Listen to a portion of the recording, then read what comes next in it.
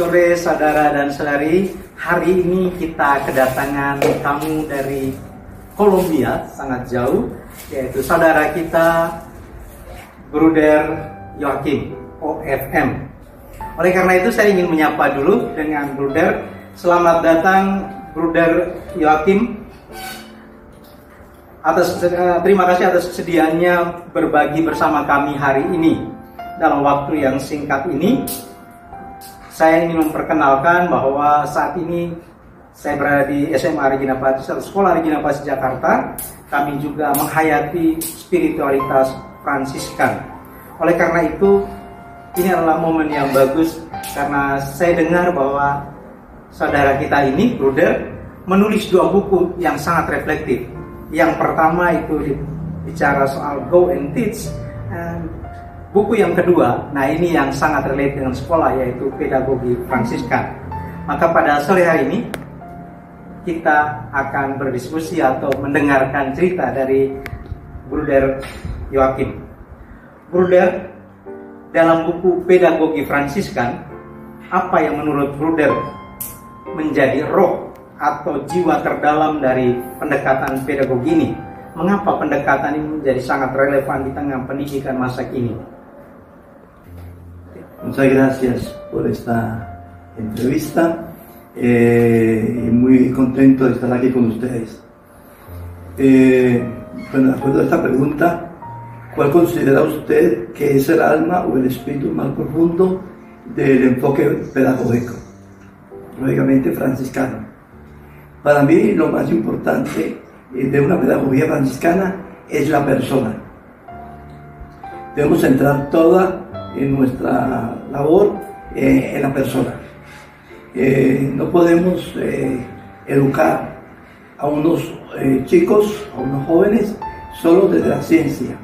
Hay que estar siempre presente que tenemos personas y por tanto debemos de ir siempre al encuentro de la persona, porque en la persona está seguramente, y como católico, como cristiano, como franciscano, estoy seguro que allí está Jesucristo.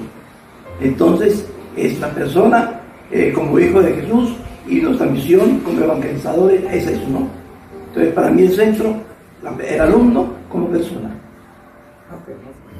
Oke, pertanyaan kedua ini terkait dengan pedagogi Fransiskan tadi, penerapan di sekolah.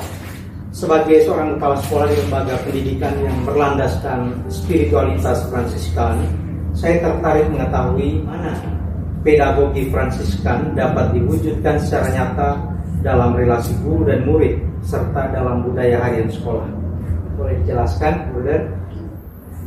Pienso que algo muy importante es la confianza que debe existir entre el docente y el alumno, sabiendo siempre que el docente es el maestro, el que guía, pero también al mismo tiempo dando oportunidad al estudiante de expresarse, y por tanto la confianza, número 1. Número 2 es que el maestro pueda ir al encuentro del estudiante, porque en la medida en que va al encuentro de él, seguramente el estudiante se va a dejar encontrar. Número 3, escucharlo. Es muy importante la escucha del estudiante. Muchas veces los maestros quieren ser escuchados, pero no escuchan a los estudiantes. Entonces es importante esa escucha, ¿no? Luego el maestro debe de desprenderse de todos sus problemas cuando llega al colegio y no pensar que el aula de clase es su casa. El aula de clase no es su casa, y por tanto allí tiene unos estudiantes que van con el deseo de aprender y de compartir, porque hoy el estudiante ya tiene unos saberes previos. Por tanto, la escucha es muy importante, y dejar expresarse al estudiante. La confianza también, muy importante. Nah, sekarang pertanyaan yang terakhir nih, Bruder, terkait dengan harapan profetik. Bruder, apa harapan Bruder terhadap sekolah-sekolah Fransiskan, terkhusus di bawah FMM di Indonesia, termasuk kami di SMA Regina Pacis Jakarta, dalam mewujudkan nilai-nilai pedagogi Fransiskan secara otentik dan profetik di tengah dunia? Es importante tener en cuenta que estamos en un proceso de cambio y que el mundo va cambiando aceleradamente. Hoy por hoy, muchos maestros, por ejemplo, son analfabetas frente al estudiante que tiene un saber muy importante en las redes, por ejemplo, el internet. Hay maestros que todavía no saben manejar el internet, por ejemplo, y los chicos lo manejan con mucha facilidad. La inteligencia artificial, por ejemplo, los estudiantes lo manejan ya bastante bien, los maestros todavía no tienen ese saber. Entonces el maestro tiene unos aprendizajes, pero no puede desconocer que también los estudiantes tienen otros aprendizajes que él no tiene. Pero hoy en día el estudiante y el maestro deben complementarse, ¿no? Por eso es lo importante de la escucha mutua y de poder expresarse mutuamente, ¿no? Y no pensar el maestro que tiene todo el saber. El saber hoy en día es de ambos y ambos tienen que aprender y el maestro tiene que desaprender para aprender de nuevo. Y el estudiante cada día le pasa igual, también debe desaprender algunas cosas para aprender. Entonces todos desaprendemos y todos aprendemos. Esto es fruto del cambio, ¿no? Y como les haga en la pregunta anterior, en la medida en que haya confianza, en que haya una relación de respeto, no una relación de dominio, sino de respeto, eso posibilita el encuentro. Y eso es lo fundamental en la pedagogía franciscana. El encuentro de dos personas que trabajan para crecer mutuamente.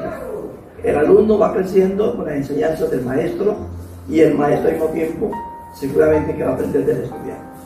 Entonces, escucha y déjate expresarse. Y siempre con respeto. El maestro no puede pensar que es la autoridad como era antiguamente. No, hoy es una relación de persona a persona, de adulto a joven, ciertamente, pero de persona a persona. Terima kasih banyak Bruder Yakim atas refleksi dan pencerahan untuk kami di sore hari ini. Kami percaya bahwa panggilan mendidik dalam semangat Fransiskus bukan hanya soal metode tentu saja, tapi tentang menghadirkan kehangatan, kerendahan hati, kesederhanaan, cinta, dan membebaskan kita semua, khususnya anak-anak kita, menuju cita-cita mereka. Terima kasih semuanya yang sudah menonton. Sampai jumpa lagi.